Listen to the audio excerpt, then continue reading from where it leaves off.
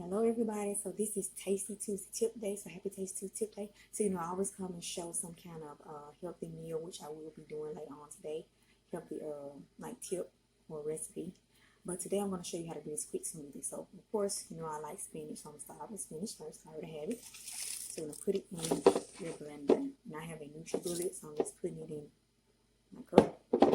Start out with some kind of green, whatever green you like.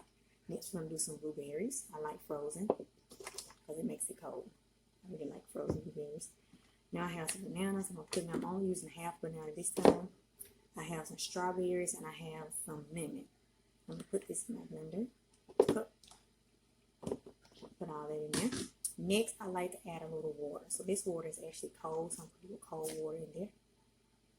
Not much.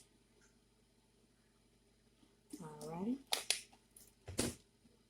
Make sure you put your top on really well. Top on.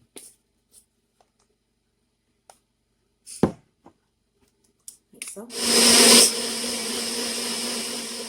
So as you can see, I'm finished. I poured it up in my jar. So this is just something you can do to add to meals that you're eating, breakfast time, or you can have a meal alone or any time of the day. So see y'all later.